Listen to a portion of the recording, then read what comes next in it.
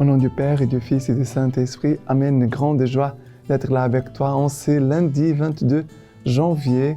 Et hier, nous avons célébré le dimanche la parole de Dieu que notre pape François nous a suscité, a créé dans notre Église pour nous rappeler tout au début de notre année civile l'importance vraiment de garder toujours la parole, que ce soit la parole de Dieu vraiment à conduire notre vie en toutes choses. Et je te rappelle que c'est très important de marquer like dans ton appareil pour que la Lectio Divina puisse aussi être connue et aussi répandue pour que d'autres personnes puissent aussi connaître davantage la parole de Dieu. Alors, la première lecture d'aujourd'hui, c'est 2 Samuel, chapitre 5, à partir du verset 1. Alors, toutes les tribus d'Israël vinrent auprès de David à Hébron et dirent : Nous voici, nous sommes tes os et ta chair. Autrefois, déjà, quand Saül régnait sur nous, c'était toi qui sortais et rentrais avec Israël. Et le Seigneur t'a dit : c'est toi qui paîtras mon peuple Israël, et c'est toi qui deviendras chef d'Israël. Tous les anciens d'Israël vinrent donc auprès du roi à Hébron. Le roi David conclut un pacte avec eux à Hébron, en présence du Seigneur, et ils éloignirent David comme roi sur Israël. Et après le verset, jusqu'au verset 7, David avait 30 ans à son avènement. Il régna pendant 40 ans.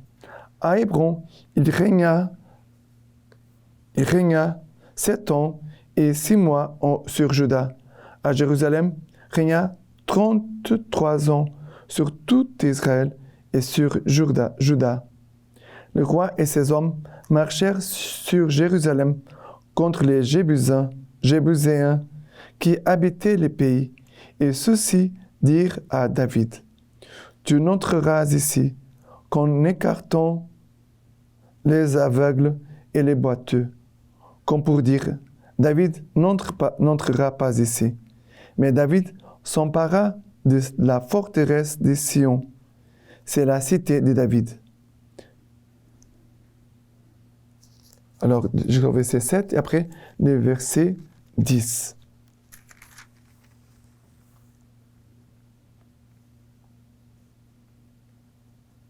David allait grandissant et le Seigneur Dieu Sabaoth était avec lui. Alors, et ici, nous voyons, nous est dit ici, qu'autrefois déjà, quand Saül régnait sur nous, c'était toi qui sortais et rentrais avec Israël. Et le Seigneur t'a dit, c'est toi qui paîtras mon peuple Israël. Et c'est toi qui deviendras chef d'Israël. Ici, bien sûr que le peuple avait besoin de quelqu'un pour le conduire dans les batailles, dans les décisions. David a été choisi comme un homme selon le cœur de Dieu. Mais pour nous conduire, nous avons notre Église catholique, nous avons notre pape, nous avons nos évêques, nous avons les prêtres, c'est sûr. Mais je n'ai pas le pape tout de suite à mon côté. Je n'ai pas mon évêque à mon côté tout le temps. Je n'ai pas mon curé ou un prêtre toujours à mon côté. Bien sûr que je dois garder leur parole. Mais je dois me conduire jour après jour par la parole de Dieu. Comme Jésus qui est mon berger, qui va me conduire à travers sa parole.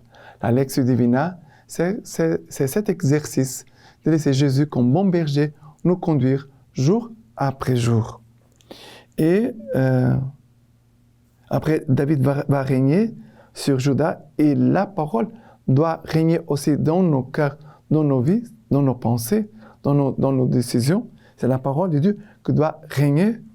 Et après, c'est aussi cette parole de Dieu qui doit aussi nous aider à marcher contre nos ennemis. Ça veut dire contre les péchés, contre les tentations. C'est la parole de Dieu qui nous apprend vraiment la sagesse de Dieu pour vraiment combattre les péchés.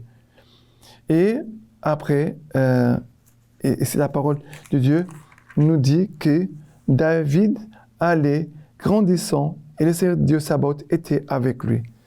Dieu va faire David grandir. Comment? Par l'écoute de sa parole. Et nous voyons toujours les prophètes à côté des rois pour dire au roi la parole de Dieu, pour communiquer au roi quelle est la volonté de Dieu.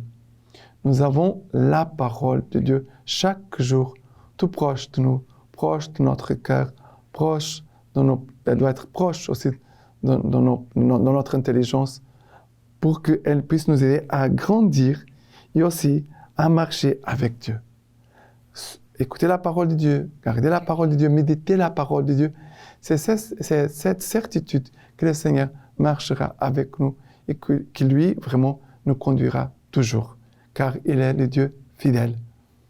Et maintenant, le psaume d'aujourd'hui, c'est le psaume 89. Le psaume 89, à partir du verset 20.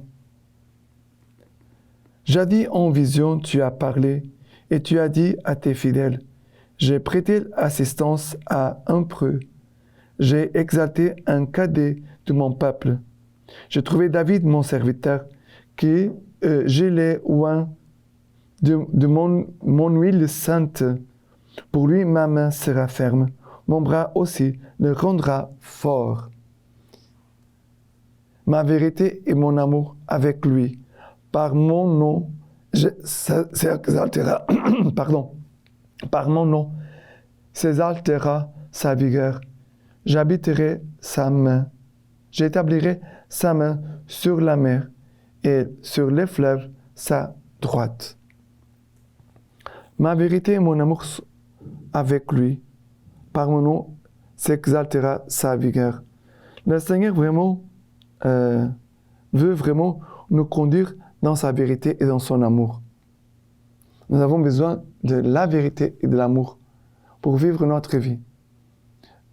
Nous ne pouvons pas vivre sans l'amour parce que ce n'est pas l'amour. C'est comme il n'avait pas le sens de notre vie, mais ce n'est pas la vérité, il n'a pas aussi de direction dans notre vie. Que le Seigneur vraiment, par sa parole, puisse toujours nous envelopper de son amour et de sa vérité. Ça veut dire de remplir notre vie de sens et aussi de sa lumière pour conduire nos pas. Et maintenant, l'évangile d'aujourd'hui, c'est Marc chapitre 3 à partir du verset 22. Et les scribes qui étaient descendus de Jérusalem disaient, « Il est possédé de Belzéboul. » Et encore, c'est par le prince des démons qu'il expulse les démons. Les ayant appelés près de lui, il leur disait en parabole, « Comment Satan peut-il expulser Satan? Si un royaume est divisé contre lui-même, ce royaume-là ne peut subsister. Et si une maison est divisée contre elle-même, cette maison-là ne pourra se maintenir. Or, si Satan s'est dressé contre lui-même et s'est divisé, il ne peut pas tenir. Il est fini. Mais nul ne peut pénétrer dans la maison d'un homme fort et piller ses affaires s'il n'a d'abord ligoté cet homme fort, et alors il pillera sa maison. En vérité, je vous le dis, tout sera remis aux enfants des hommes, les péchés et les blasphèmes, tant qu'ils en auront proféré. Mais quiconque aura blasphémé contre l'Esprit Saint n'aura jamais de rémission. Il est coupable d'une faute éternelle. C'est qui disait, il est possédé d'un esprit impur. Pourquoi Jésus va dire ces péchés contre l'Esprit Saint? Jésus dit,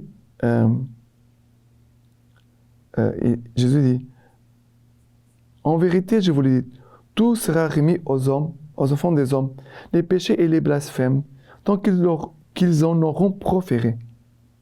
Mais blasphémer contre l'Esprit Saint n'aura jamais de rémission. Pourquoi les péchés contre l'Esprit Saint? Regardez, les gens sont là autour de Jésus. ils voient que Jésus, il a des paroles de sagesse. Jésus guérit. Jésus délivre les gens de l'action du démon. Jésus guérit, pardonne, délivre les âmes des esprits impurs. Ça veut dire qu'ils sont des signes du royaume de Dieu présent au milieu de nous. Déjà, dans l'Ancien Testament, ils avaient déjà annoncé le Messie. Les signes aussi de la venue du Messie. Ça veut dire qu'ils sont en train de voir les signes devant leurs yeux. Ils sont en train de dire non, il n'y a pas de signe. Non. Ça veut dire qu'ils sont en train de mentir contre eux-mêmes. Ça veut dire que l'Esprit Saint, c'est l'Esprit de vérité qui est en nous. L'Esprit Saint, c'est l'Esprit de vérité qui est en nous. C'est comme quelqu'un qui est en train de mentir contre lui-même, contre la présence de Dieu qui est en lui, la vérité de Dieu qui habite en lui. Il est en train de dire le contraire de ce qu'il croit, de ce qu'il voit. Parce que quelqu'un qui va dire quelque chose contre Jésus, qui est un ignorant, qui ne connaît pas Jésus-Christ, Jésus va dire, mais ces péchés-là sont pas pardonnés. Mais celui qui pêche contre l'Esprit Saint, ça veut dire que c'est lui qui pêche contre la vérité, contre l'amour. L'Esprit Saint, c'est l'esprit d'amour. L'Esprit Saint, c'est l'esprit de vérité. Quelqu'un qui blesse l'amour, qui blesse la vérité en toute conscience, cette personne-là, elle est en train de détruire Dieu qui est en lui. Elle est en train de détruire Dieu qui est déjà en lui. Parce que Dieu est en chacun de nous, la présence de Dieu. Même si la personne n'a pas conscience, peut-être, de la présence de Dieu en lui. Mais la vérité et l'amour, c'est quelque chose qui est en tout homme, toute femme. Car nous avons été créés par Dieu. Et Dieu a laissé en nous sa marque. La marque de la vérité et de l'amour. Elle est en chacun de nous. C'est pour ça que Jésus va dire que ses péchés ne seront pas pardonnés. Et Jésus ici nous parle aussi d'une maison qui est divisée contre les-mêmes. Et nous devons veiller pour que notre maison, notre corps et notre âme ne soient pas divisés, nos familles ne soient pas divisées, nos paroisses, nos communautés ne soient pas divisées, que notre vie avec Dieu ne soit pas séparée. Car les démons, il y a les diviseurs. Il vient pour diviser, pour affaiblir, et comme ça, si les choses sont plus faibles, il est plus facile pour les démons d'attaquer et de détruire. Nous devons toujours veiller à notre union, à notre communion avec Dieu, mais entre nous aussi. Et cette communion passera toujours par l'amour et par la vérité. D'accord? Et la lecture patristique d'aujourd'hui, du Concile Vatican II, nous dit ceci. L'homme et la femme qui par alliance conjugale ne sont plus deux, mais ne font qu'un, se procurent aide et services mutuels par l'union intime de leurs personnes et de leurs activités. Ils prennent ainsi conscience de leur unité et la réalisent chaque jour plus complètement. Cette union intime, donation réciproque de deux personnes, de même que les biens des enfants, exige l'entière fidélité des conjoints et requiert leur indissoluble unité. Maintenant, je vous laisse la bénédiction par les mains toutes pures de la Vierge Marie. Dieu Tout-Puissant vous bénisse et vous garde, le Père, le Fils et le Saint-Esprit. Amen.